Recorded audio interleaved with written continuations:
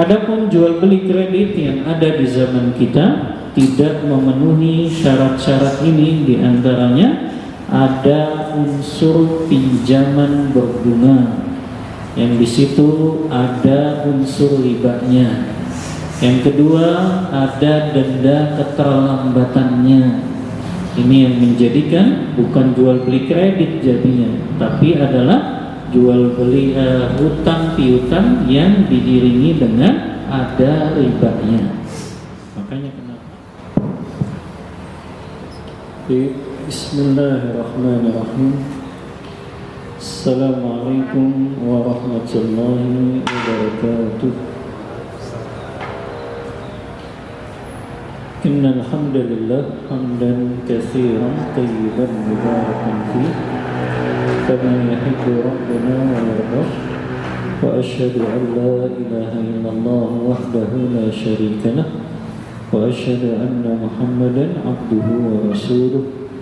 Allahumma salli wa sallim ala nabiyyina Muhammadin sallallahu alaihi wasallam wa ala alihi wa ashabihi wa man tabi'ahum bi ihsanin ila yaumiddin, amma ba'd. Ikhwani fillah rahimani wa rahimakumullah. Alhamdulillah, di sore hari ini dengan izin dan pertolongan dari Allah kita bisa melanjutkan kembali kajian rutin kita, masih melanjutkan pembahasan kitab Al-Fiqhu Al-Muyassar, bab tentang muamalah al-maliyah, muamalah yang berkaitan dengan harta, masih membahas tentang babul buyu, bab tentang jual beli. Yang pada petang hari ini insyaallah kita bahas tentang aqsamul buyu bi'tibari waqti taslim, macam-macam jual beli ditinjau dari waktu serah terimanya. Kita masih menyisakan dua pembahasan tentang macam-macam jual beli ditinjau dari waktu serah terimanya.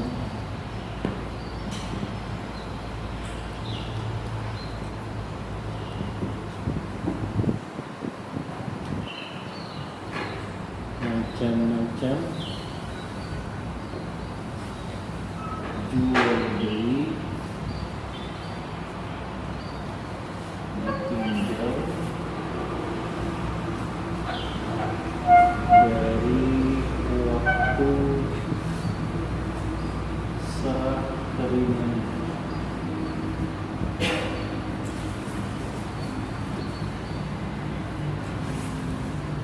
Ada 4 ya.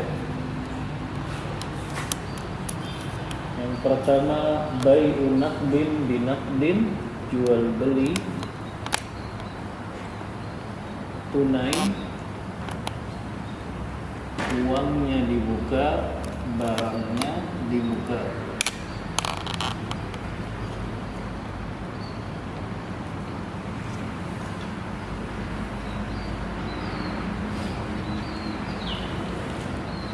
Yang kedua dan ketiga, yang kedua dulu ya, jual beli bai'ut taqsid, jual beli kredit, uangnya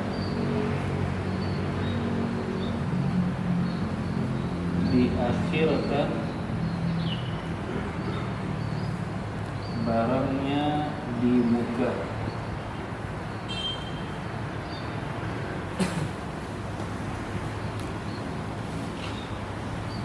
Yang ketiga bai'us salam, jual beli salam.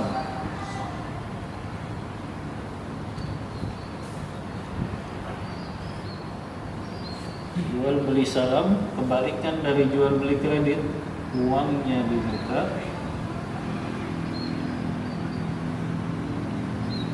barangnya diakhirkan.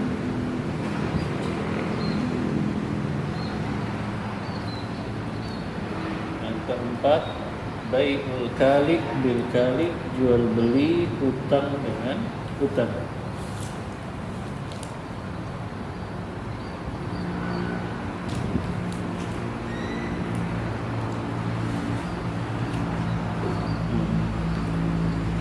Yang tiga ini ulama sepakat tentang hukum asalnya mubah.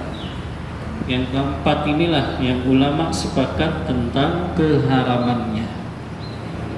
Jual beli tunai, uang di muka, barang di muka sudah kita bahas. Kita lanjut yang kedua, ketiga, dan keempat berarti ya.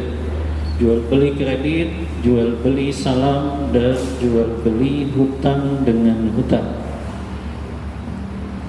Kita bahas jual beli kredit terlebih dahulu, yaitu bai'ut taqsid di dalam bahasan para ulama fikih. Kata pengarang kitab ini al-bai'u bit taqsid, jual beli kredit. Apa definisinya? Bai'us sil'ati ila ajalin muhaddad. Jual beli barang dengan pembayaran diakhirkan dalam waktu tertentu. Yuqassatu fihi tsabadu aqsatan muta'addidah. Yang pembayaran itu dicicil sesuai dengan waktu tertentu. Kullu qistin lahu ajalun ma'lum yadfa'uhul mushtari. Setiap pembayaran cicilan atau angsuran ditetapkan jatuh waktu jatuh temponya yang harus dibayarkan oleh si pembeli. Hukumnya ada dua pendapat di kalangan para ulama tentang hukum jual beli kredit ini. Pendapat pertama, hukmuhu haramun mutlaqan, hukumnya diharamkan secara mutlak. Dan ini pendapat Syekh Albani rahimahullahu ta'ala. Beliau berdalil dengan hadis Rasulullah SAW, naha Rasulullah an bai'ataini fi bai'ah. Rasulullah melarang dua transaksi dalam satu akad. Kata Syekh Albani, jual beli kredit itu sebetulnya dua transaksi yang dilakukan, atau ada dua harga. Karena kalau cash 100 juta, kalau kredit 120 juta, menurut beliau itu sama dengan dua harga dalam satu akad. Ini pendapatnya Syekh Albani. Adapun pendapat yang kedua, pendapat jumhurul ulama, mayoritas para ulama. Dan ini yang dipegang oleh 4 imam mazhab yang mereka berpendapat hukmuhu al-jawaz, hukum asalnya adalah mubah, diperbolehkan. Berdasarkan perbuatan Rasulullah SAW, sebagaimana hadis Aisyah radhiyallahu anha yang beliau berkata, ishtara Rasulullah sallallahu alaihi wasallam min yahudi ta'aman binasi'atin wa rahanahu dir'an lahu min hadid. Hadis riwayat Bukhari Muslim. Kata Aisyah, Rasulullah pernah melakukan jual tidak tunai kepada orang Yahudi yang beliau membeli makanan dengan cara kredit pembayarannya, dan beliau gadaikan baju besi beliau. Maka Rasulullah pun pernah melakukan transaksi jual beli kredit ketika tidak ada makanan di rumah beliau. Dan wallahu ta'ala a'lam, dalam masalah ini pendapat yang lebih kuat adalah pendapat mayoritas para ulama, hukum asal jual beli kredit adalah diperbolehkan. Sekarang syarat-syarat sahnya jual beli kredit. Jual beli kredit itu menjadi mubah kalau memenuhi 4 syarat berikut ini.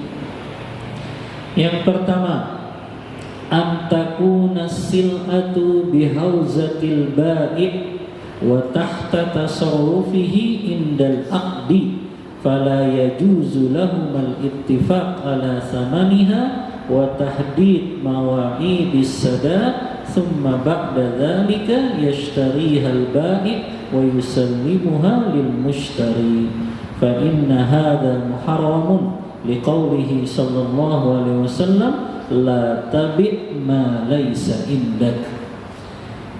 Yang pertama, syarat jual beli kredit itu menjadi mubah, barang yang diperjualbelikan dengan sistem kredit tersebut adalah barang yang sudah dimiliki oleh si penjual. Maka tidak boleh penjual melakukan transaksi dengan pembeli padahal barang tersebut belum dimiliki oleh si penjual. Ini masuk dalam larangan Rasulullah SAW, la tabi' ma laysa indak, janganlah engkau menjual barang yang belum engkau miliki. Ini syarat yang pertama.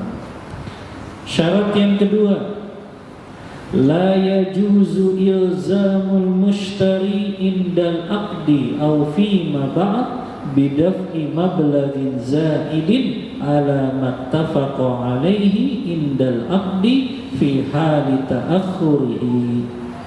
Tidak boleh si penjual memberikan syarat, apakah syarat itu ketika akad atau syarat itu setelah akad. Apabila si pembeli terlambat membayar cicilannya, maka dia dikenakan denda.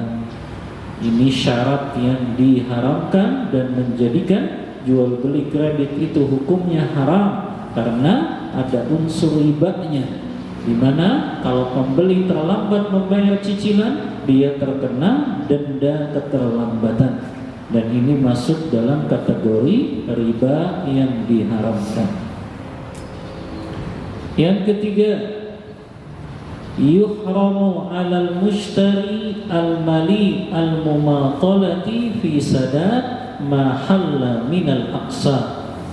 Diharamkan bagi pembeli mereka menunda-nunda pembayaran cicilannya padahal mereka dalam keadaan mampu, dan ini masuk dalam kategori hadis Rasulullah dalam riwayat Bukhari. Kata Rasulullah, ya, al-mali'u al-mumatalatu fahuwa zulmu, ya, bahwasannya menunda-nunda pembayaran hutang itu adalah kezaliman, ya. Maka si pembeli kalau dia sudah sepakat dengan transaksi jual beli kredit, dia penuhi pembayaran cicilannya. Yang keempat, syarat yang terakhir, la haqqa lil bai'i fil ihtifaz bi malikatil mabi' ba'dal bai'. Tidak boleh si penjual dia menahan barang yang sudah dibeli oleh si pembeli. Jadi kalau jual beli kredit itu kan barangnya di muka harus diserahkan kepada si pembeli, baru uangnya dibayarkan belakangan. Maka nggak boleh dalam jual beli kredit, ya, sudah akad tapi barangnya malah ditahan oleh si penjual. Barangnya harus diserahkan oleh penjual kepada si pembeli, maka itulah yang disebut dengan jual beli kredit, ya. Baik, ini adalah hukum jual beli kredit dan syarat-syarat sahnya atau diperbolehkannya jual beli kredit, ya. Adapun jual beli kredit yang ada di zaman kita tidak memenuhi syarat-syarat ini, diantaranya ada unsur pinjaman berbunga, yang di situ ada unsur ribanya. Yang kedua, ada denda keterlambatannya. Ini yang menjadikan bukan jual beli kredit jadinya, tapi adalah jual beli hutang piutang yang diiringi dengan ada ribanya. Makanya kenapa para ulama mengharamkan kalau sistemnya itu adalah talangan atau pinjaman, kemudian dibayar dengan harga yang lebih dari uang yang dipinjamkan, ya. Ini berkenaan dengan jual beli kredit, ya. Hukum asalnya boleh sebetulnya itu, tapi karena, ya, skema jual beli kredit yang ada di kita ini lebih kepada talangan atau pinjaman, yang akhirnya ada unsur ribanya di situ, maka itulah yang menjadikan jual beli kredit itu diharamkan. Karena bukan jual beli kredit jadinya, yaitu jadinya pinjaman. Kan biasanya skemanya segitiga ya.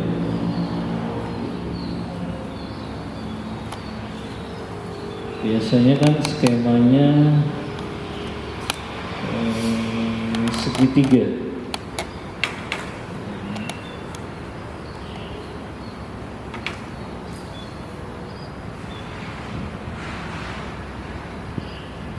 Skema segitiga ini ya, biasanya ada konsumen, kemudian di sini ada pihak leasing ya, kemudian di sini ada pihak showroom. Biasanya yang terjadi adalah leasing meminjamkan uang kepada konsumen. Karena kalau konsumen langsung ke showroom, ada nggak showroom yang mau nerima kredit? Hah? Ada showroom? Nggak ada ya? Ya. Makanya showroom kan nggak mau nerima kredit ya. Misalnya konsumennya nyari Innova Hybrid lagi ya, yang baru launching ya, nggak mau showroomnya dibayar kredit, dia pasti mintanya tunai. Makanya leasing ini biasanya sudah kerjasama dengan showroom ya. Nanti leasing yang talangi terlebih dahulu, misalnya harganya 400 juta ya, 450 400 juta misalnya. Kemudian nanti leasing dia bukan jual kepada konsumen, tapi dia hanya menalangi saja ya duit ke konsumen ini. Kemudian dari leasing ini bukan menjual ya, dia harus membayar konsumennya kepada leasing bahkan 800 juta ya, 2 kali lipatnya biasanya. Nah ini pinjaman berbunga yang ada unsur ribanya. Makanya kenapa jual beli kredit di negara kita ini diharamkan, karena unsurnya seperti itu. Bahkan terkadang konsumen suruh DP dulu kan ya, suruh DP dulu ya, kemudian leasing ini yang menalanginya, nambahin dari DP tersebut ya. Makanya solusinya Bapak dengan jual beli murabahah ya. Solusi Pak ya, kalau belum mampu beli cash, bisa dengan jual beli murabahah. Sama Pak, skemanya segitiga. Sini murabahah. Kalau murabahah kan hampir sama Pak. Di sini ada konsumen. Di sini ada misalnya lembaga pembiayaan. Baru di sini showroom. Yang lebih mudah lah, konsumen nggak bisa beli cash ke showroom, maka konsumen datang ke lembaga pembiayaan. Saya butuh mobil Innova harga 400 juta. Maka nanti lembaga pembiayaan yang beli dulu ke showroomnya ya, beli tadi 400 juta, lalu lembaga pembiayaan jual lagi ke konsumen ini 800 juta pun boleh secara kredit, karena ini akadnya jual beli. Beda dengan leasing Pak, mereka menggunakannya dana talangan atau pinjaman ya. Makanya itu tidak disebut jual beli kredit, tapi disebutnya pinjaman berbunga ya. Padahal kalau sistem murabahah ini Pak, jual beli itu menjadi halal ya. Walaupun tadi konsumen harus mencicil kepada lembaga pembiayaan ya. Nggak tahu kenapa leasing nggak gunakan gitu ya. Kenapa dia nggak beli aja mobilnya gitu, kemudian dia jual kepada konsumen? Kenapa itu nggak dilakukan sama leasing? Padahal kan jadi halal. Hah? Udah sama aja kan, dia beli cash kan ke showroomnya. Dia kan bayar cash ke showroom, tapi dia malah akadnya meminjamkan konsumen gitu. Padahal kalau dia beli mobilnya itu, kemudian dia jual kepada konsumen kan jadi halal gitu. Ya, transaksinya jadi halal. Ya, tapi mungkin masalahnya Pak ya, bank-bank kita ini, baik bank konven maupun bank syariah, mereka kan terikat dengan undang-undang. Yang Anda tahu di BI itu ada undang-undang, bank itu, lembaga perbankan tidak boleh memiliki aset katanya. Mereka nggak boleh punya aset, ya. Makanya yang mereka bisa lakukan bukan jual beli Pak, tapi hanya memberikan pinjaman saja. Makanya selama perbankan kita nggak diizinkan jual beli Pak, riba ini nggak akan berhenti. Coba diizinkan lembaga perbankan kita melakukan jual beli, insya Allah riba ini bisa teratasi. Karena perbankan kita baik yang syariah kan juga gitu. Mereka nginduknya masih ke Bank Indonesia, belum punya lembaga khusus gitu ya. Makanya akhirnya mereka pun nggak bisa melakukan jual beli murabahah ini secara murni syariah ini, karena mereka juga nggak diperbolehkan memiliki aset Tuhan. Makanya yang bisa mereka lakukan biasanya akadnya sih disebut murabahah. Kalau Bapak datang ke bank syariah minta untuk akad murabahah untuk beli mobil misalnya, biasanya bukan mereka yang beli Pak, tapi Bapak yang dikasih duitnya langsung. Nah, ini kan jadi masalah ya, sama aja itu memberikan pinjaman yang di situ ada bunganya ya. Baik, ini jual beli kredit Pak, padahal secara hukum asal diperbolehkan kalau memang betul-betul skemanya jual beli kredit ya. Nah, kalau solusi yang untuk denda keterlambatan bagaimana? oh, solusi untuk denda keterlambatan Pak, yang Anda tahu ya, kalau memang dia terlambat ya, maka memang bagusnya lembaga ini punya jaminan Pak. Maksudnya orang yang melakukan jual beli kredit dengan lembaga ini, dia memberikan jaminan. Tadi kan Rasulullah juga gitu Pak, beliau menjaminkan baju besi beliau. Jadi ketika kreditnya macet, barang jaminan ini bisa untuk membayarkan kreditnya. Tapi kalau dia nggak bisa kasih jaminan Pak, maka berarti harus dikasih jangka waktu tertentu atau akadnya diubah lagi dari awal. Artinya merubah akad lagi dari awal. Berarti semakin lama dia pembayaran hutangnya.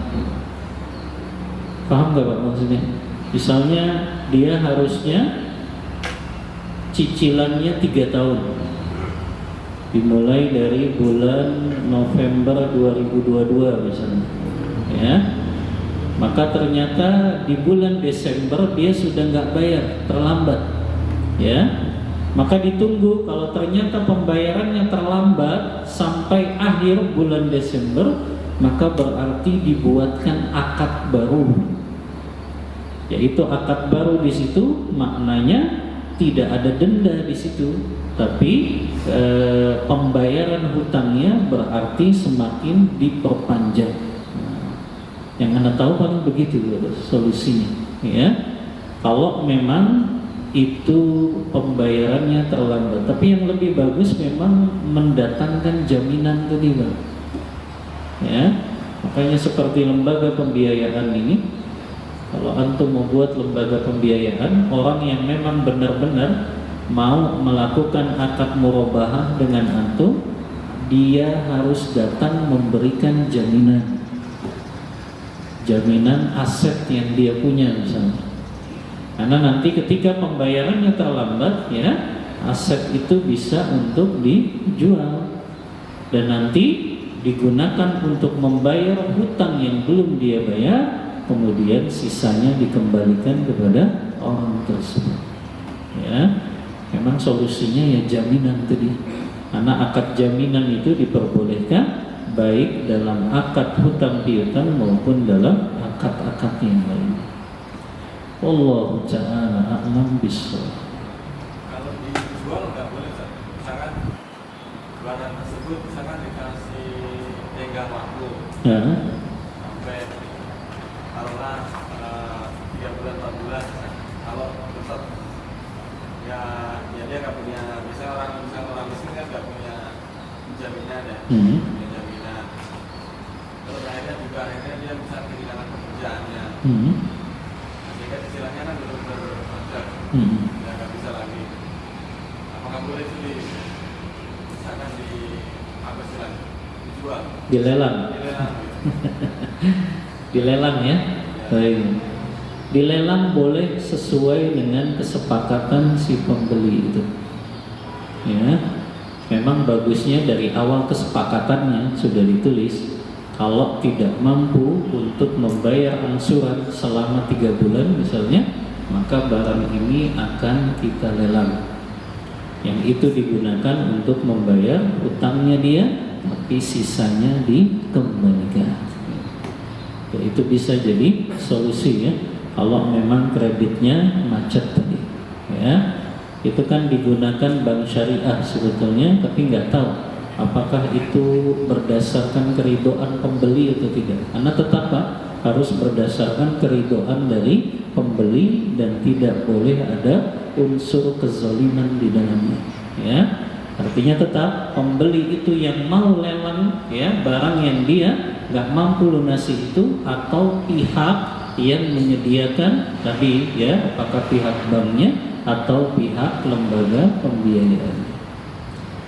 Allahu ta'ala a'lam bishawab. Ada lagi Pak seputar jual beli kredit? Nggak ada? Ada? Fadhal. Kalau misalnya jual beli kredit, kita ngasih mungkin pacar, dan sebelum itu masih ada kita, boleh diambil Pak? Masih hadiah ke antum. Antum yang berhutang kan? Nah,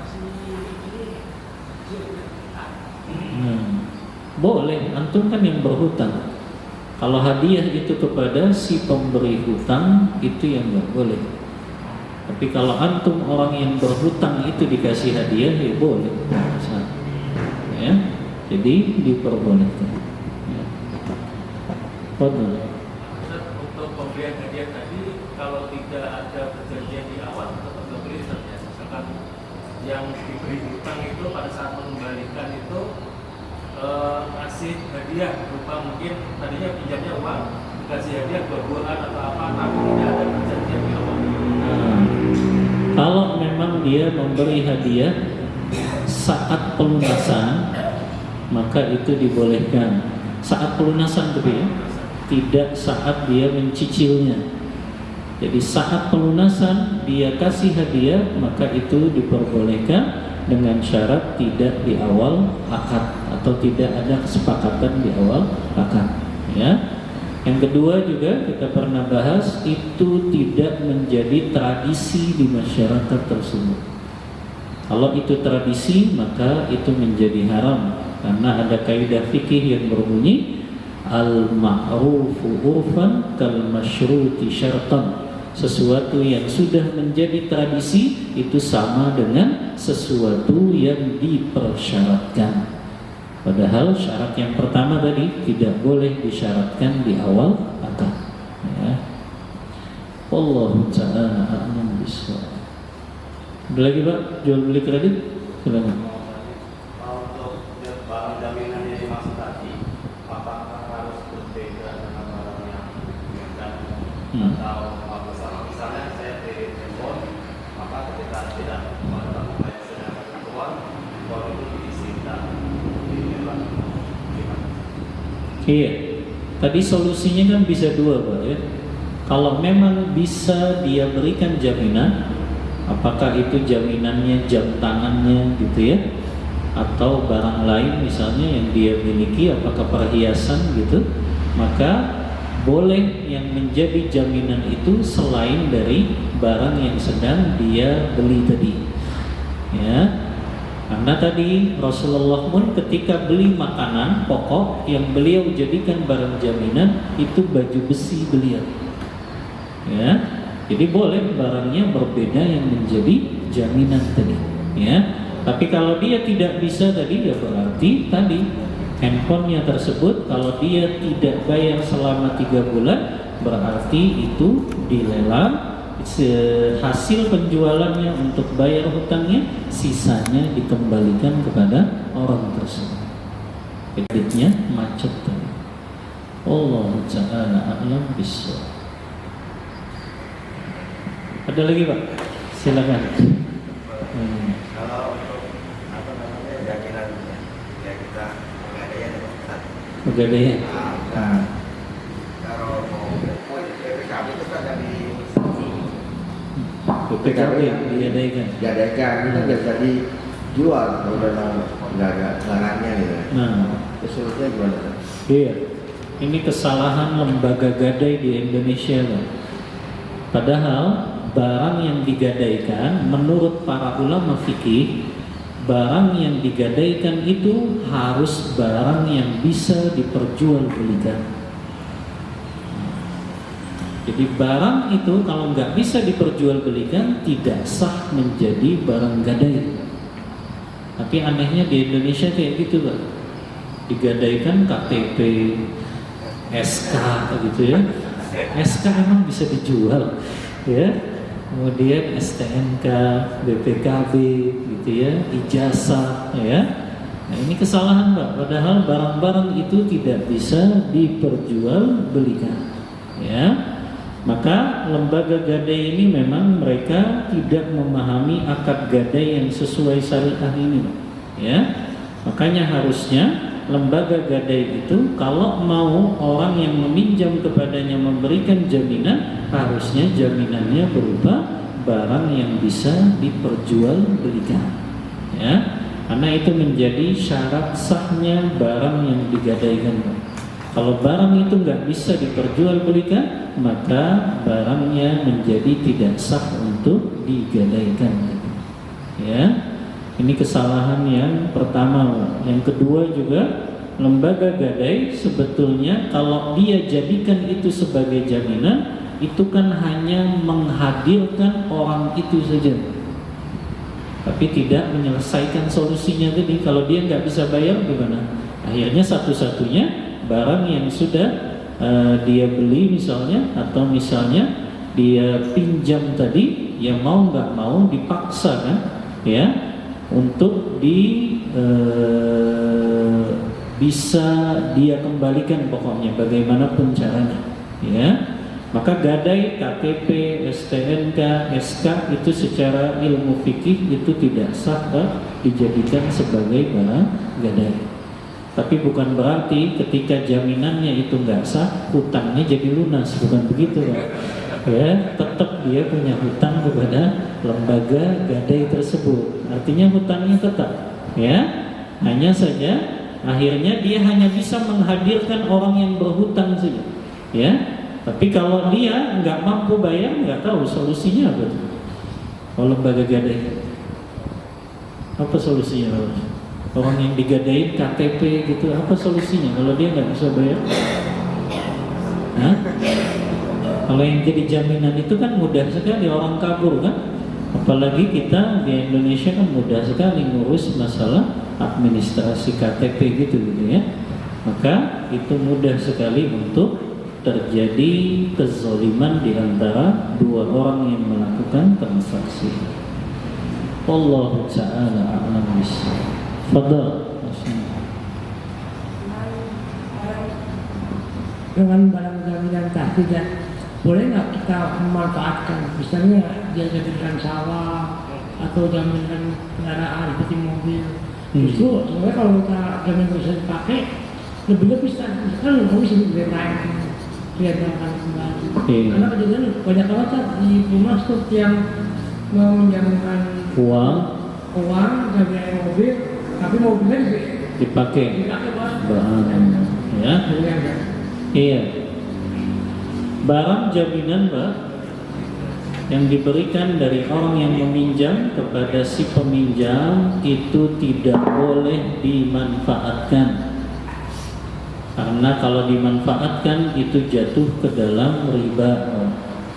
Kata para ulama kan kullu qardin jara manfaatan fahuwa riba. Setiap pinjaman yang mendatangkan keuntungan atau manfaat kepada si pemberi pinjaman, maka itu jatuh ke dalam riba.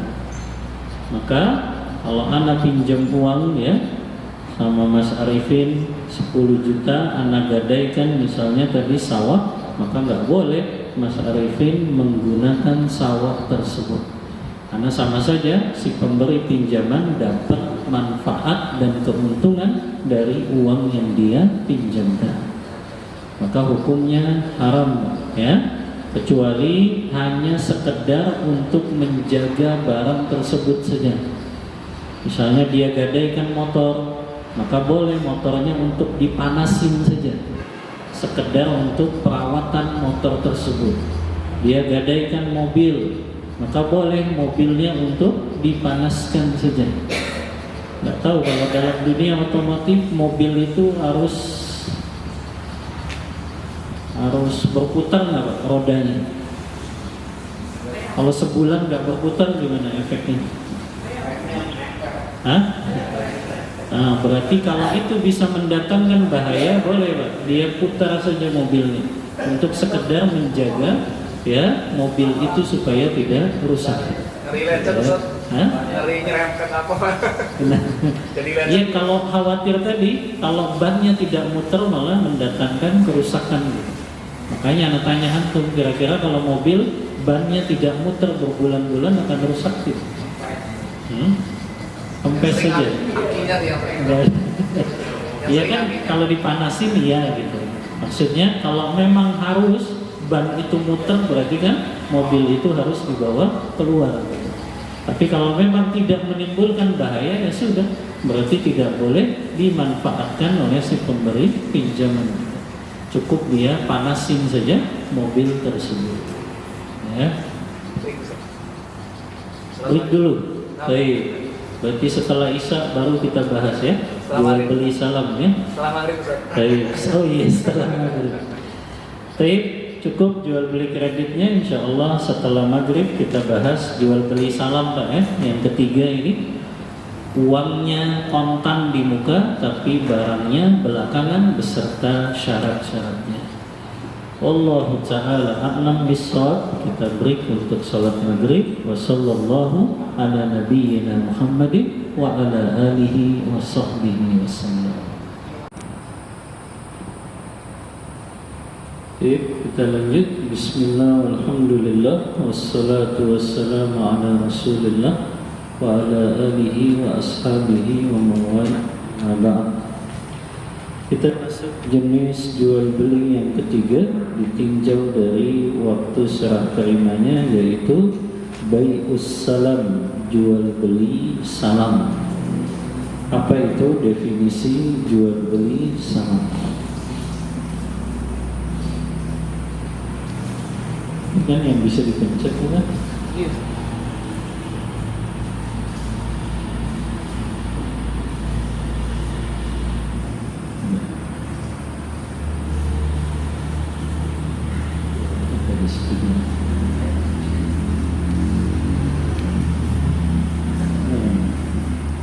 Wah, di atas juga.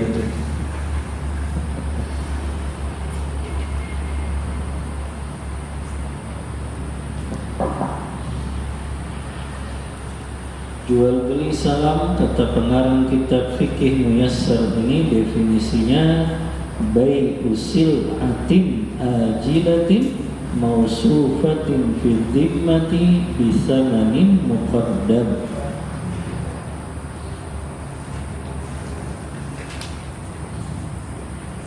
Jual beli barang yang penyerahan barangnya tertunda, tapi barang itu disifati ya tentang sifat-sifatnya dan pembayarannya dilakukan secara kontan ya.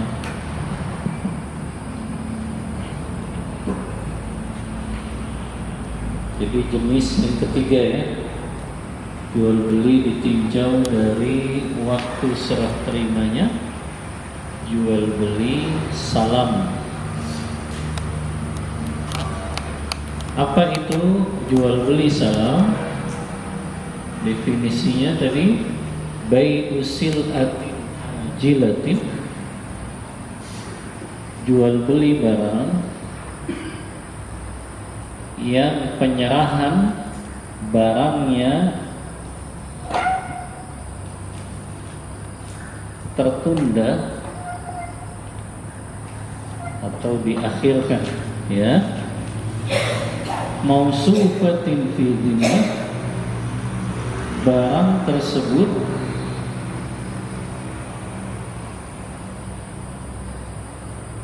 disifati kriterianya, kriteria barangnya itu dijelaskan. Bisamanin muqaddam, dengan pembayaran kontan di muka.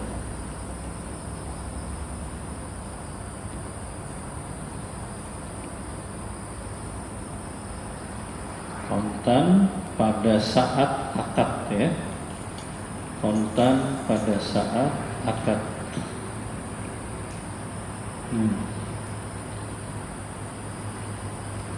Berarti ada berapa unsur di sini? Ada 3 unsur tentang jual beli salam. Yang pertama, penyerahan barangnya diakhirkan. Itu ciri-ciri jual beli salam, ya. Yang kedua, barangnya hanya disifati kriterianya, ya, tapi tidak boleh ditentukan atau nggak boleh muayyan, kata ulama. Muayyan itu misalnya saya pesan barang mobil gitu ya, saya pesan mobil Avanza tapi saya maunya dari showroom ini saja. Nah, itu tidak boleh dalam jual beli salam, ya. Dari showroom itu saja. Kalau saya pesan kurma hanya dari kebun milik si fulan saja. Itu namanya ditentukan, ditain, dan itu tidak boleh dalam jual beli salam. Karena siapa yang jamin dari kebun itu akan ada kurmanya. Makanya unsur gharornya lebih besar kalau itu ditain atau ditentukan. Makanya yang boleh dilakukan, barangnya hanya disebutkan kriterianya saja. Kalau kurma sukari, ya. Kalau mobil tadi mereknya apa, ya, tahun berapa, ya. Maka hanya disifati kriterianya saja. Kemudian pembayarannya kontan di muka. Maka pada saat akad, ya, itu pembayarannya nggak boleh DP dulu. Karena kalau DP dulu nanti jatuhnya jenis jual beli yang keempat, jual beli hutang dengan hutang. Karena yang namanya jual beli salam ini barangnya belum dimiliki oleh si penjual. Makanya ini menjadi solusi, ya. Kalau seseorang dia mau usaha tapi nggak punya barang, dia bisa lakukan dengan akad salam ini. Walaupun nanti ada penyerahan barangnya itu ada batas minimal waktunya, ya. Maka ini 3 unsur, ya. Penyerahan barangnya tertunda, barangnya disifati kriterianya, dan pembayarannya kontan pada saat akad. Inilah definisi akad jual beli salam. Yang kedua, dalil disyariatkannya. Yang pertama, firman Allah Ta'ala dalam surah Al-Baqarah ayat 282. Dalil, ya. Dalil yang pertama, surah Al-Baqarah ayat 282. Allah Ta'ala berfirman, ya ayyuhalladzina amanu idza tadayantum bidainin ila ajalin musamma faktubuh. Ini ayat terpanjang di dalam Al-Qur'an Al-Karim. Kata Ibnu Katsir, hadhihi atwalu ayatin fil Qur'an. Ini ayat yang paling panjang di dalam Al-Qur'an, yang Allah berfirman, wahai orang-orang yang beriman, jika kalian melakukan transaksi tidak tunai dalam waktu tertentu, maka tuliskanlah. Al-Hafiz Ibnu Katsir ketika menafsirkan ayat ini, beliau membawakan perkataan Abdullah bin Abbas radhiyallahu anhu. Abdullah bin Abbas ketika menafsirkan ayat ini, beliau mengatakan, jual beli yang penyerahan barangnya tertunda, inilah ayat yang membolehkannya. Maknanya ayat yang membolehkan jual beli salam adalah surah Al-Baqarah 282 ini. Karena jual beli yang tidak tunai diantaranya masuk dalam jual beli salam kan. Jadi bukan hanya jual beli kredit, jual beli salam pun tidak tunai kan. Apa yang tidak tunai? Penyerahan barangnya. Jadi duitnya tunai di awal, tapi barangnya tidak tunai. Makanya disebut jual beli atau transaksi yang tidak tunai, sebagaimana surah Al-Baqarah 282 ini. Adapun dalilnya dari hadis Rasulullah, hadis riwayat Bukhari dan Muslim dari sahabat Abdullah bin Abbas radhiyallahu anhuma, beliau berkata, qadima Rasulullah sallallahu alaihi wasallam al-Madinata. Rasulullah ketika pertama kali datang ke kota Madinah, wahum yuslifuna fi thimar as-sanah was-sanatain. Beliau dapatkan ternyata para sahabat sudah melakukan transaksi jual beli salam untuk membeli kurma dan buah-buahan itu dalam jangka waktu 1 tahun dan 2 tahun. Maka ternyata para sahabat sudah biasa melakukan transaksi jual beli salam. Ini bedanya kita dengan sahabat itu. Kalau sahabat kebanyakan yang melakukan jual beli salam, pembayarannya kontan di muka, tapi barangnya belakangan. Kalau kita zaman sekarang lebih banyak jual beli kredit, barangnya di muka, tapi pembayarannya belakangan. Ini bedanya kita dengan sahabat Rasulullah. Kemudian Rasulullah bersabda, man aslafa falyuslif fi kailin ma'lum wa waznin ma'lum ila ajalin ma'lum.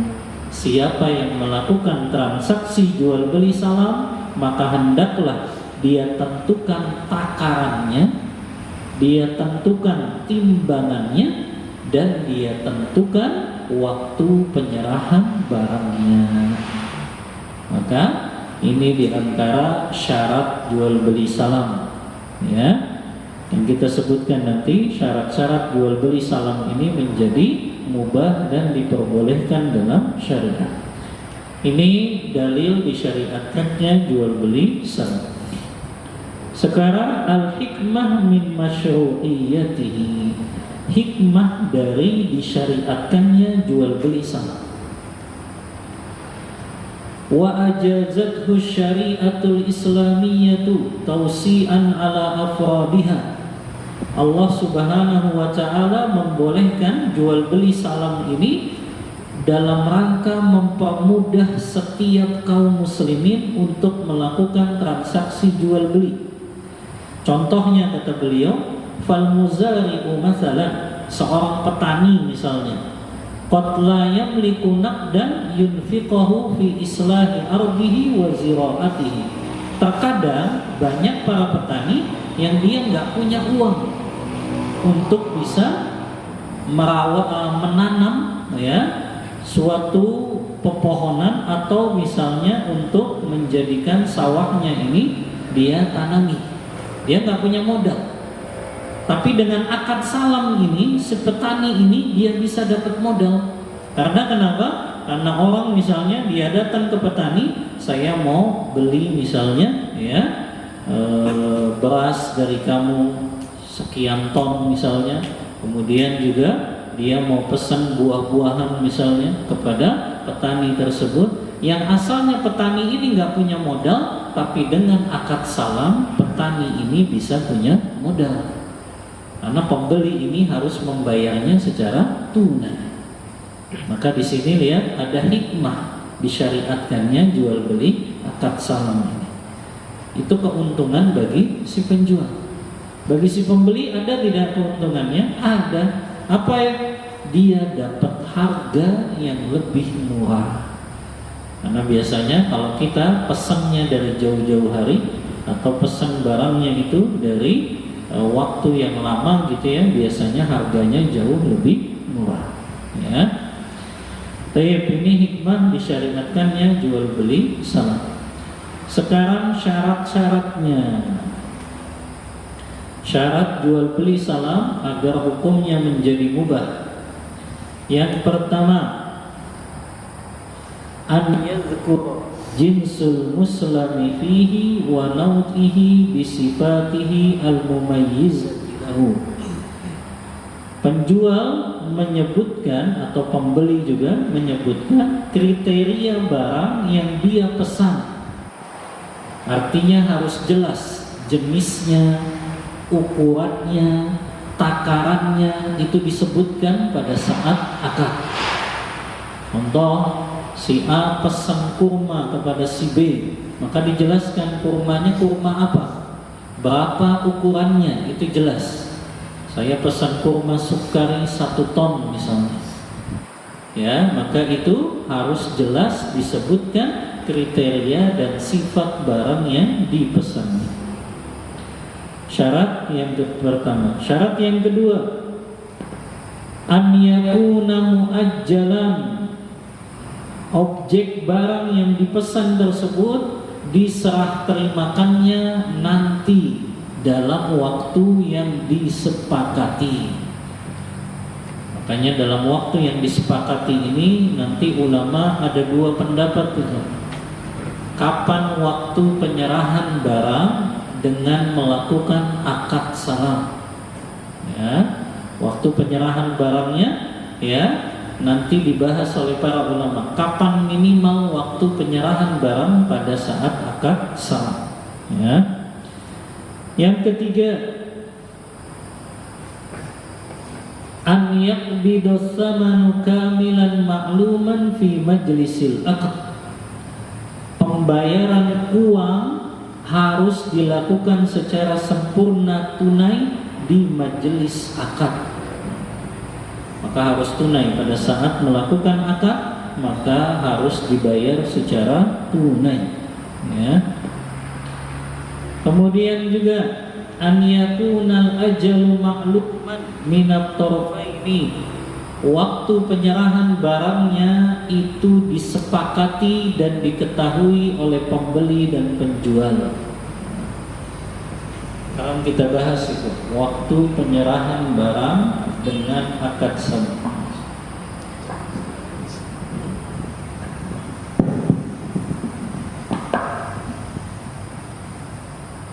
Waktu penyerahan barang dengan akad salam.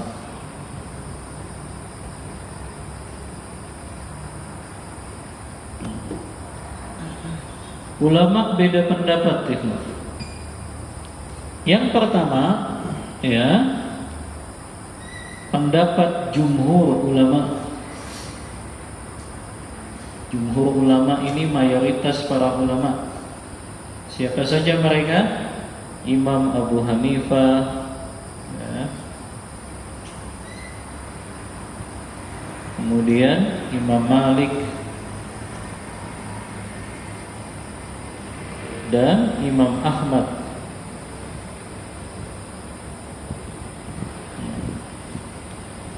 Mayoritas ulama berpendapat penyerahan barang dengan akad salam harus dengan waktu yang lama. Waktu yang lama. Walaupun mereka berbeda pendapat. Imam Ahmad mengatakan minimal 6 bulan. Imam Malik mengatakan minimal 3 bulan. Imam Abu Hanifah yang sedikit cepat minimal 1 bulan saja. Itu hitungan minimal, ya. Adapun maksimalnya tidak ada. Karena sahabat lihat mereka sampai setahun 2 tahun baru serah terima barangnya. Ya, jadi ulama hanya menjelaskan ukuran minimal waktu yang lama itu. Ya, Imam Abu Hanifah 1 bulan, Imam Malik 3 bulan, Imam Ahmad 6 bulan minimal. Itu baru disebut akad salam.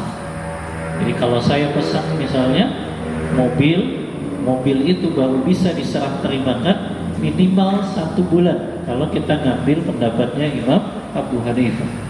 Jadi kalau kurang dari 1 bulan itu tidak disebut dengan akad salam. Ya. Ini pendapat yang pertama, ya. Pendapat yang kedua, ini pendapatnya Imam Syafi'i. Ya. Imam Syafi'i, beliau menyebutkan bolehnya salam dalam waktu yang cepat.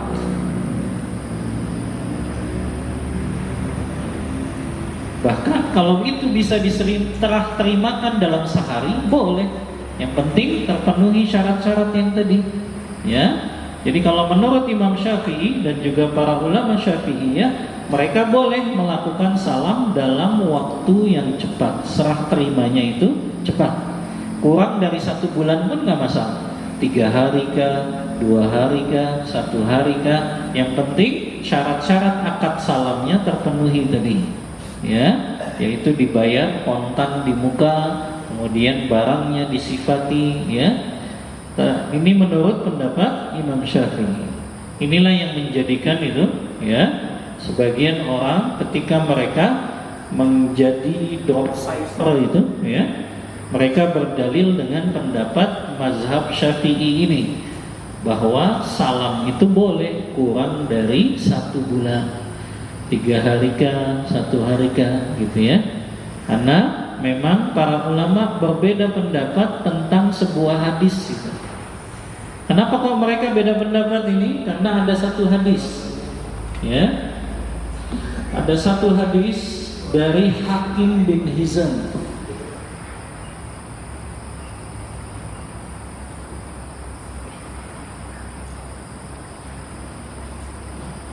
Hadis ini diriwayatkan Imam Ahmad dalam kitab Musnadnya, Abu Daud dalam kitab Sunannya. Hakim bin Hizam berkata kepada Rasulullah, "Ya Rasulullah, yas'aluni rajulu."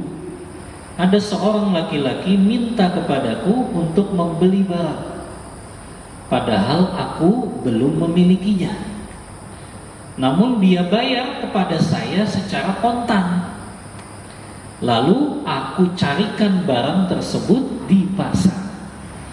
Apakah aku boleh melakukan jual beli seperti ini? Lalu muncullah hadis tadi, kata Rasulullah, la tabi ma laisa indak. Jangan engkau jual barang yang belum engkau miliki. Dari hadis inilah ulama beda pendapat. Kenapa kok Hakim bin Hizam dilarang melakukan jual beli seperti itu? Padahal tadi pembayarannya kontan di muka, ya kan? Orang ini bayar ke hakim kontan di muka, ya. Yang kedua, ya, penyerahannya telah ditentukan. Harusnya ini disebutnya akad salam, tidak? Akad salam. Tapi kenapa kalau Rasulullah mengatakan kamu nggak boleh melakukan itu karena kamu menjual barang yang tidak kamu miliki? Padahal kalau akad salam kan boleh menjual barang yang belum kita miliki. Yang penting barang itu ada saat serah terima saja. Ya, misalnya Pak Bas pesan ke saya kurma ajwa, katakanlah 20 kilo. Saat ini saya belum punya kurmanya, tapi boleh Mas Bas bayar ke saya kontan, nanti tinggal saya cari saja supplier kurmanya. Yang penting ketika serah terima itu ada barangnya. Nah, ini solusi untuk orang yang dia pengen jualan tapi nggak punya barangnya. Tapi kita bahas ini dulu. Kenapa kok ini dilarang oleh Rasulullah? Kalau menurut jumhur ulama, Hakim bin Hizam walaupun tadi akadnya seperti salam, kenapa dia dilarang? Karena penyerahan waktunya terlalu cepat. Ya. Kalau jumhur berpendapat serah terima barangnya terlalu cepat, makanya nggak dianggap sebagai jual beli salam. Karena penyerahannya ya dia hanya sekitar 2-3 hari saja. Hakim bin Hizam cari barangnya di pasar, kemudian ketemu, baru dia serahkan kepada orang yang pesan tadi. Makanya kata jumhur, itulah mengapa yang namanya salam serah terimanya nggak boleh cepat barangnya, harus ada batas minimalnya tadi. Ya, walaupun menurut Imam Syafi'i dan para ulama Syafi'iyah enggak, Hakim bin Hizam itu dianggap tidak melakukan akad salam karena barangnya ditentukan. Coba kamu cari di pasar, di tokonya si fulan. Nah, itu kalau menurut pendapat para ulama Syafi'iyah. Tapi wallahu a'lam, kalau ana lebih condong pada pendapat jumhur ulama. Kenapa Hakim bin Hizam dilarang melakukan jual beli tadi? Padahal itu kan seperti akad salam. Ternyata waktu serah terimanya terlalu cepat. Maka waktu serah terima terlalu cepat itu tidak dianggap sebagai akad salam. Makanya dia harus miliki dulu barangnya. Karena kalau akad salam dia boleh tidak memiliki barang, tapi waktu serah terimanya minimal 1 bulan lebih. Paham ya Pak? Nah, disinilah ya kita jadi paham kenapa ada sebagian orang yang berdalil bahwa akad salam itu boleh walaupun 2 hari 3 hari.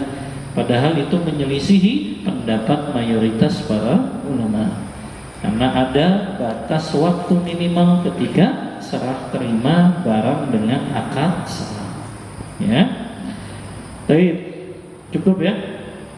Sampai sini kita buka diskusi dan tanya jawab. Wallahu ta'ala a'lam bis-shawab wa sallallahu ala nabiyyina Muhammadin wa ala alihi wa sahbihi wasallam.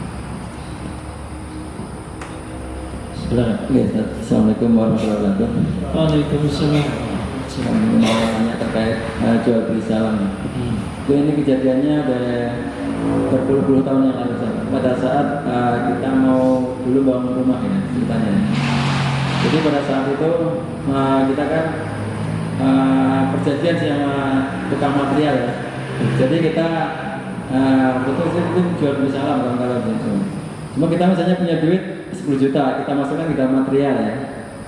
Dengan kita beli misalnya besi atau apa, dengan nanti diambil pada waktu sudah ditentukan, misalnya 6 bulan berikutnya gitu.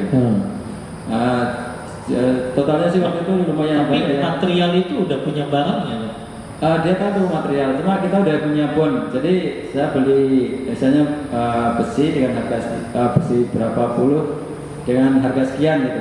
Iya, materialnya sudah ada belum barang besi itu? Mungkin secara kuantitasnya mungkin belum, cuma contohnya kan ada gitu. Dan speknya seperti ini udah ditentukan. Iya, karena kalau sudah ada ya bukan salam namanya. Cuma barangnya belum diambil. Iya. Jadi kita naruh dulu, misalnya nanti barangnya kita perjanjian waktu itu kira-kira 6 bulan berikutnya ya. Cuma yang harus jawab itu masalahnya begitu jatah waktu diambil kita belum, waktu itu tukangnya belum bisa. Jadi setelah 6 bulan berikutnya tukangnya pas kebetulan pada saat harusnya udah diambil barangnya kita belum bisa bangun, jadi mungkin mundur beberapa bulan gitu. Dan mungkin saya kasih seperti itu ya satu ya, seperti apa hukumnya seperti itu ya. Kemudian yang kasus kedua, mungkin setelah itu selesai waktu itu ya, beberapa tahun lagi kita akan proses seperti itu lagi. Cuma dari pihak material nggak sanggup karena harganya fluktuatif ya. Jadi waktu itu masih ada kesepakatan nanti selisihnya misalnya ini yang mau nanggung siapa gitu. Misalnya sekarang harga besi 10.000, nanti berapa bulan berikutnya kan bisa naik berubah. Nah, itu yang nggak sepakat sih waktu itu yang mau nanggung misalnya perubahan itu siapa gitu. Jadi akhirnya yang akad kedua itu waktu itu nggak jadi ya. Mungkin itu yang jadi pertanyaan. Misalnya sudah kejadian itu dan terjadi kenaikan harga itu tanggung jawab siapa gitu Ustaz? Terkait dengan jual beli salam. Mungkin 2 pertanyaan itu Ustaz. Iya. Jazakallah khairan. Assalamualaikum warahmatullahi Wabarakatuh. Iya, pertanyaan yang sangat bermanfaat. Yang pertama tadi ya, berarti waktu serah terimanya diundur gitu ya. Yang tadi kesepakatannya 6 bulan, tapi ternyata diundur katakanlah menjadi 1 tahun. Apakah itu diperbolehkan? Boleh, sesuai kesepakatan antara pembeli dengan penjual saja. Karena yang dibatasi oleh ulama waktu minimalnya saja. Adapun maksimalnya tidak ada batasan. Karena tadi sahabat itu bahkan 1 tahun baru serah terima mereka, 2 tahun baru serah terima. Bahkan dalam riwayat lain ada yang 3 tahun baru serah terima. Maka yang terpenting tadi uangnya sudah kontan di muka, adapun penyerahan barangnya tergantung kesepakatan pembeli dan penjual saja. Ya, ini yang pertama. Yang kedua, berkenaan dengan tadi ya, seseorang sudah melakukan akad salam gitu ya, qadarullah ternyata ya harga yang dipesan tadi itu tiba-tiba berubah gitu. Maka siapa yang menanggung? Ya berarti penjualnya yang nanggung, karena dia sudah menerima kan. Pokoknya akad di awal saya pesan barang ini sekian, mau nggak mau dia harus cari barang gitu yang sesuai dengan harga yang sudah antum bayarkan. Ya, kalau qadarullah ternyata tidak bisa dia dapatkan barang-barang kecuali harganya naik, yaitu resikonya dia sebagai penjual. Ya, karena kan di dalam akad salam ini si pembeli memang dia lakukan akad salam untuk mendapat harga yang lebih murah. Sebaliknya si penjual dia punya waktu yang lama untuk bisa mencari barang yang sesuai dengan budget yang dibeli oleh si penjual ini. Maka si pembeli nggak menanggung lagi, tapi itu menjadi tanggungan si penjual tadi. Wallahu ta'ala a'lam bishawab. Nah. Baik Ustaz, Assalamualaikum warahmatullahi wabarakatuh. Waalaikumsalam warahmatullahi. Tadi dijelaskan bahwa syarat-syarat jual beli salam itu ada, yang nomor 3 adalah pembayaran uang harus tunai pada saat akad Ustaz ya. Nah, yang jadi pertanyaan saya adalah ketika kita udah berencana membuat produk tertentu gitu Ustaz, entah itu baju ataupun apa itu beras kemasan gitu kan. Nah, terus kita pasarkan gitu Ustaz. Siapa yang mau silakan di list gitu Ustaz. Dengan harga udah tertera dan juga speknya tertera di situ. Akan tapi pembayarannya itu pada saat barangnya sudah ada gitu Ustaz. Itu apakah termasuk atau bagaimana Ustaz? Pembayarannya pada saat barang itu diserahkan Ustaz. Tapi kita udah ngasih harga dan itu di awal gitu. Itu barangnya sudah ada atau belum diproduksi? Belum diproduksi Ustaz. Kalau barangnya belum diproduksi, itu bukan jual beli salam namanya. Itu disebutnya oleh ulama jual beli istisna. Ya. Karena kalau jual beli salam biasanya barangnya sudah ada, hanya saja mungkin barangnya ada di mana gitu. Ya, jadi kita tinggal mencarinya saja. Tapi kalau dalam jual beli istisna itu memang barangnya belum diproduksi, artinya belum ada. Nah, itu bedanya akad salam dengan akad istisna. Ya. Akad salam yang satu akad jual beli istisna disebutnya. Kalau akad salam ini barangnya sudah ada, sudah diproduksi gitu. Hanya saja mungkin dia adanya di mana gitu. Ya, yang si penjual ini tinggal nyari saja ke supplier sebetulnya. Kalau memang dia mampu memenuhi kebutuhan si konsumen ini, ya sudah, dia tinggal ambil saja dari supplier yang sudah menyediakan gitu. Ya, makanya kalau akad salam barangnya sudah ready gitu ya. Tapi kalau istisna memang barangnya belum diproduksi. Ya. Seperti tadi orang pesan baju atau kaos tadi ya, baju yang bajunya memang belum diproduksi ya dengan bentuk tertentu.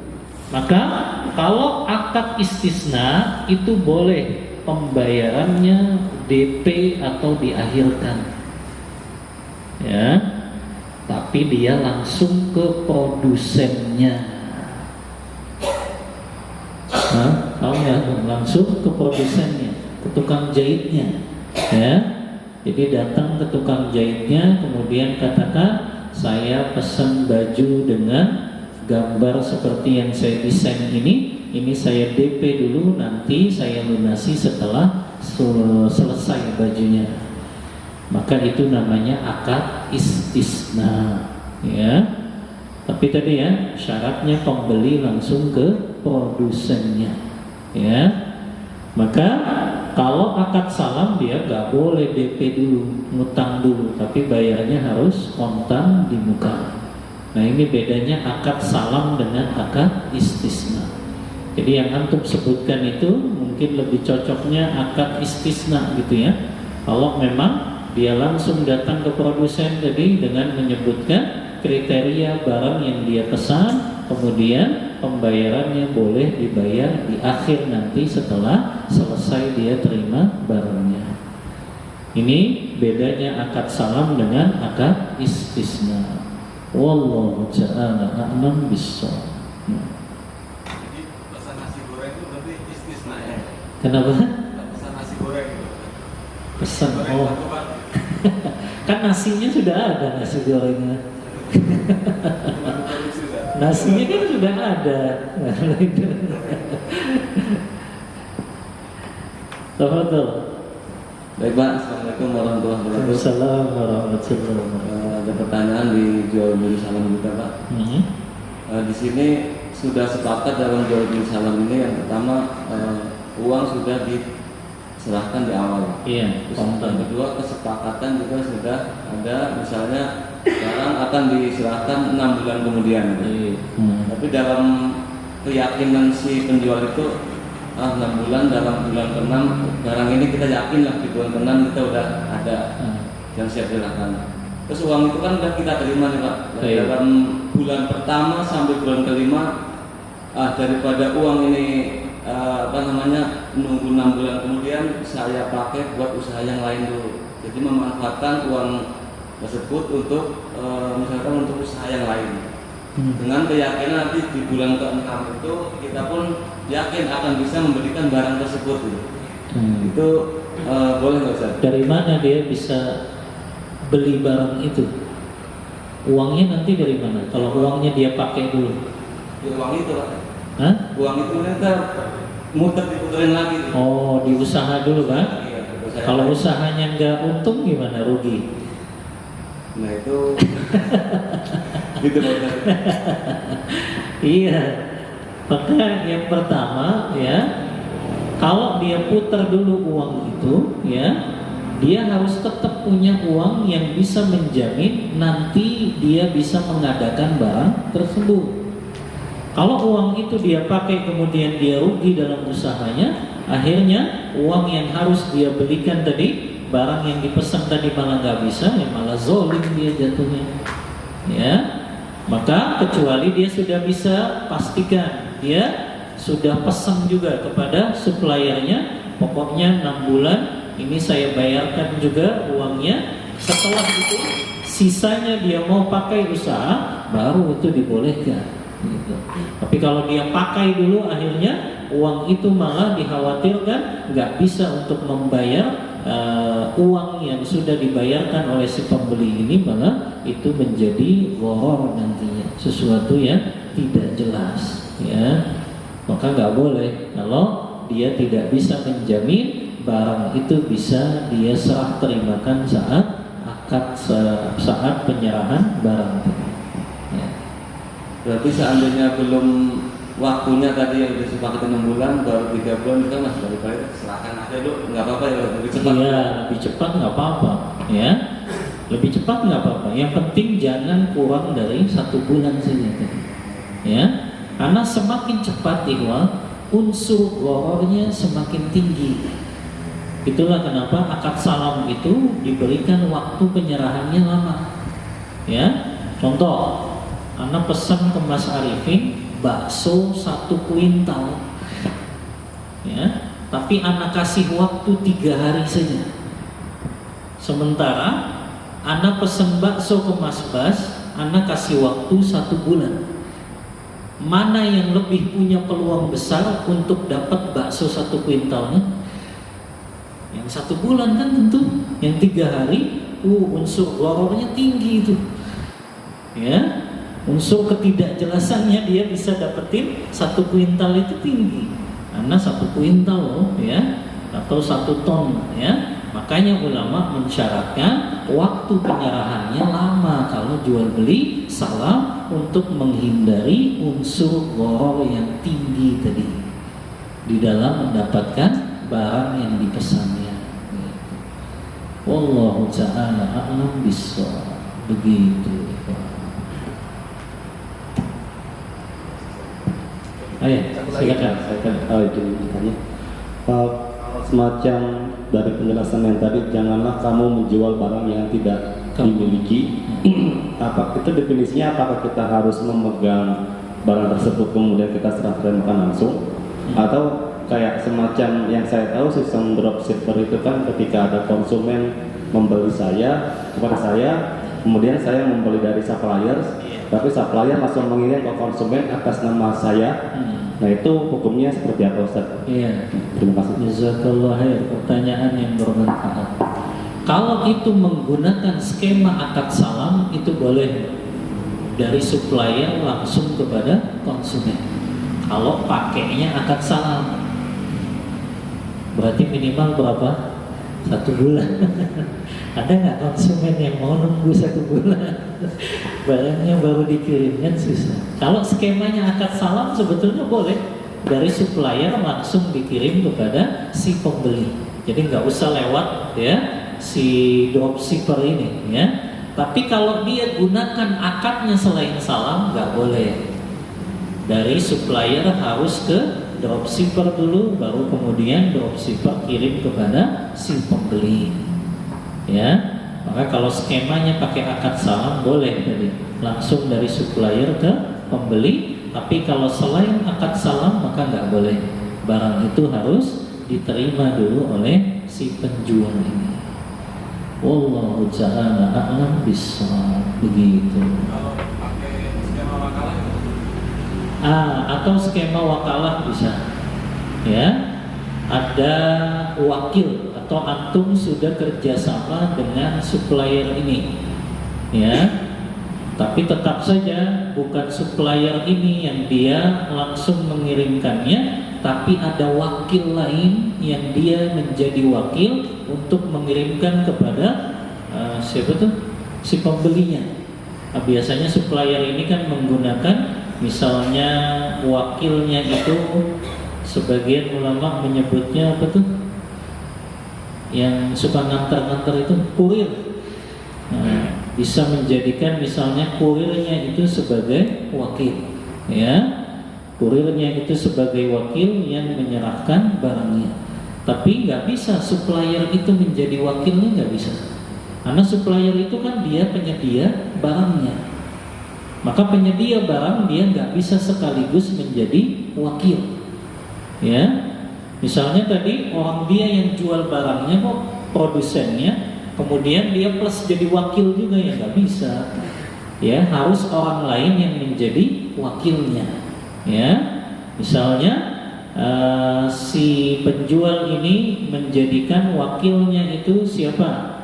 Nanti supplier suruh kirim kepada wakilnya tersebut, baru wakilnya menyerahkan kepada si konsumen.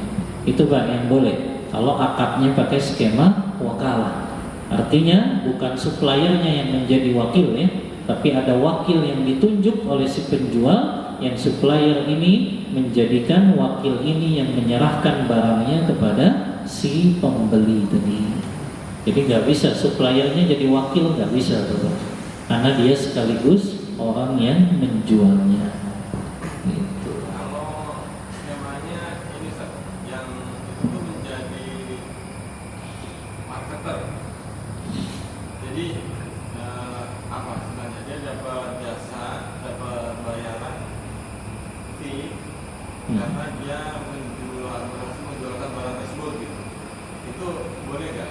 Jadi barangnya adalah tetap kepunyaannya si owner lah ya, kita bilang misalkan ownernya, terus ada kita, ada konsumen. Nah terus tadi kan barangnya nanti akan langsung dikirim ke sana. Tapi orang ini sebagai kayak semacam yang marketer, apa ya, yang orang untuk masarin lah, untuk masarin sehingga konsumen ini dapat informasi dari dia ada barang ini, fotonya seperti ini, sehingga oh ya oke gitu.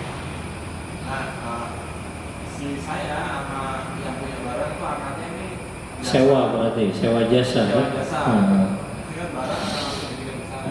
Itu bagaimana? Oh iya, kalau itu kan dia berarti bukan sebagai penjual posisinya, dia hanya sebagai marketing tadi ya, yang dia memang disewa jasanya untuk memasarkan produknya. Maka kalau memang dia mengenalkan dirinya bukan sebagai penjual tapi sebagai marketer saja ya boleh. Berarti barang itu langsung dikirim oleh suppliernya, ya. Karena posisinya antum di situ bukan penjual gitu ya, tapi antum di situ sebagai marketer saja yang memasarkan barang tersebut. Adapun barang tersebut langsung dikirim oleh si penjualnya, maka itu diperbolehkan. Ya. Untuk harga boleh marketing itu menentukan, misalkan dari ownernya sekian, marketing menambahkan harga ya. Tergantung akad antara owner dengan marketer ini.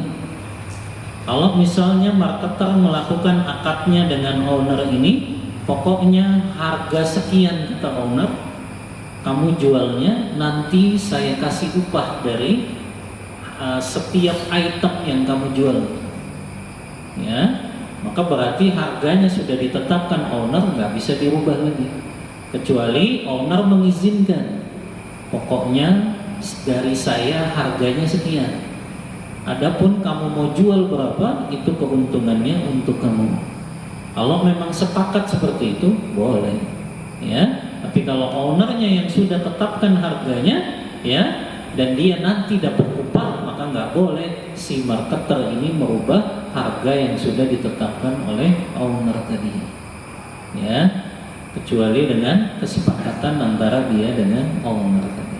Termasuk minimal harga ada. Biasanya kalau jual, harga minimalnya sekian nih dari owner nih, berarti itu nggak masalah ya? Iya, kalau owner sudah bilang pokoknya minimal sekian, selebihnya itu untung buat antum, silakan. Nggak apa-apa, berarti marketer menjual sesuai dengan yang dia inginkan. Waduh.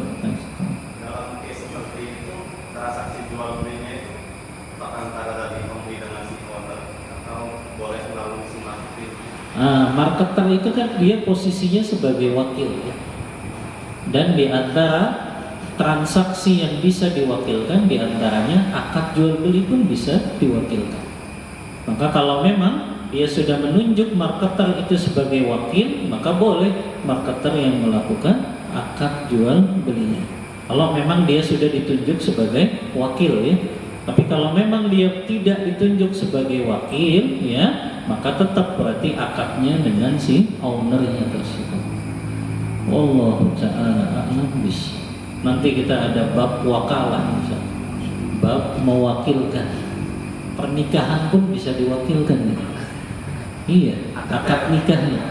Rasulullah pernah mewakilkan akad nikah beliau dengan Maimunah itu dengan sahabat Rafiq. Tapi akadnya saja, malamnya yang enggak. Ya. Nah,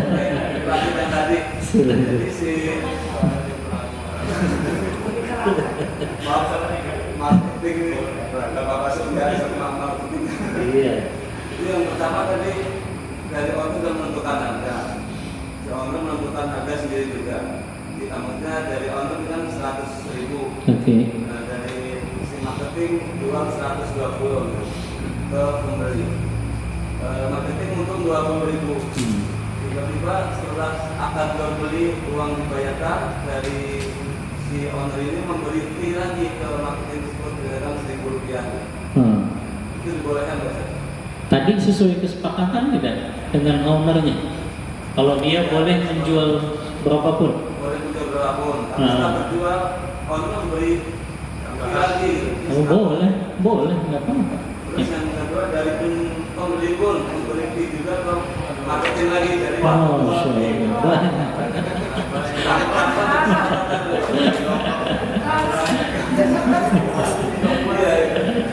karena masa pembeli juga udah dibantu, makasih nih udah disaring barang, cocok. Terus penjual pun mungkin merasa seperti juga yang sama, akhirnya si marketingnya dapat dua sisi. Kalau ownernya mengizinkan, marketer ini dapat hadiah dari pembeli, maka boleh. Tapi kalau owner tidak memberikan izin, maka tidak boleh. Ya. Berarti harus informasi, Pak. Saya dikasih lagi. Betul. Iya. Betul. Sama seperti pekerja swasta kan gitu. Dia baru boleh memperoleh hadiah kalau dapat izin dari ownernya kan begitu. Ya. Kecuali pejabat negara ya. Dia baru boleh dapat hadiah kalau ada undang-undang yang membolehkannya. Ya, karena secara hukum asal pejabat negara nggak boleh menerima hadiah, ya, kecuali ada undang-undang hukum yang membolehkannya. Tapi kalau pegawai swasta cukup izin dari ownernya saja. Maka sama tadi, si marketer itu dia harus dapat izin dari owner dulu. Dia laporkan, ini saya dapat hadiah nih dari pembeli. Kalau kata ownernya ya sudah, ambil saja ya sudah, boleh, ya. Tapi kalau kata ownernya nggak boleh itu kan kamu sudah dapat fee, berarti tidak diperbolehkan. Wallahu ta'ala a'lam bishawab. Begitu. Tapi biasanya ini sih Pak, yang dikasih lagi oleh yang pembeli itu biasanya di ujung-ujung itu pas lagi jual, wah ini bentuknya tipis banget saya ngambil gitu, nah kita ditambahin gitu kadang-kadang gitu. Seringnya kayak gitu pasti. Ya kan? Tipis akhirnya nggak tega yang beli, ditambahin. Baik. Nah, betul. Cukup ya. Cukup ya. Oh ya. Ya. Silakan seperti cukup. Ini masuk ngangkat mic gitu. Baik. Pertemuan berikutnya akan. Iya, insyaallah ya. Banyak ini kok babnya, ada bab wakalah, ada bab hadiah ya.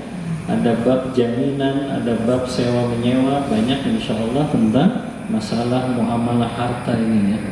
Insyaallah kita akan pelajari secara lengkap tentang akad-akad dalam muamalah harta ini. Wallahu ta'ala a'lam bishawab. Mohon maaf bila ada kata-kata yang kurang berkenan di hati ikhwah. Wa sallallahu ala nabiyyina Muhammadin wa ala alihi wa sahbihi wasallam. Kita tutup kajian kita membaca doa kafaratul majlis. Subhanakallahumma wa bihamdika asyhadu an la ilaha illa anta astaghfiruka wa atubu ilaik. Walhamdulillahi rabbil alamin. Wassalamualaikum warahmatullahi wabarakatuh.